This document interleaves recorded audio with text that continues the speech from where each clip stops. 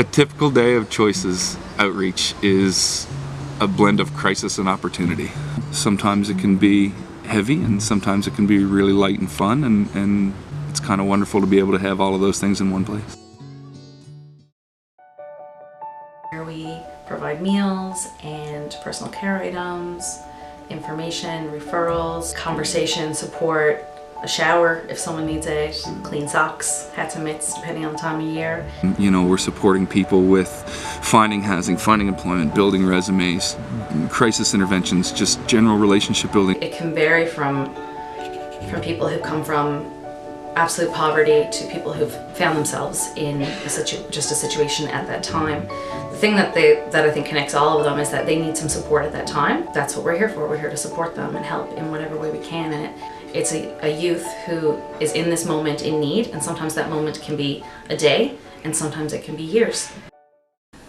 I think the biggest thing is that you start to see them making changes. You can tell as time goes on. You start seeing that light in their eyes a little bit more. You start seeing that little kick in their step a little bit more. And they're coming in and they're asking questions. They may be able to start making changes that they weren't able to make before on their own. A place where young people can get a meal and use a computer and use a phone, and it's a public space for them to be able to access that. Generally, we just try to create a space where people feel comfortable and where they feel like they can come here and share and relax and just not have to worry for a little while about being warm or being dry or having something to eat.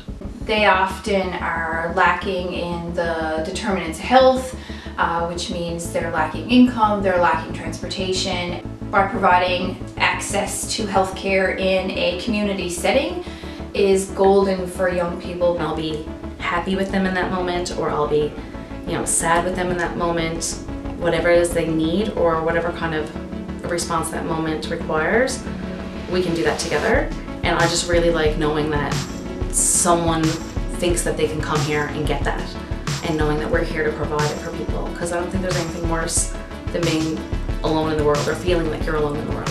Just how hard it is to be a young person who has to come to this door and ask for help, and remembering that every single time somebody walks through the door and asks for help, is that how difficult that must have been, and how many times they might have done that in their lives, and how many times they've been let down or told they couldn't be helped. And we are low barrier. We tout ourselves as exactly the place that those young people need to be able to go to, or can go to, or have an opportunity to go to. And so remembering that they might not have anywhere else to go. I guess what I continually hope for is to work myself out of a job.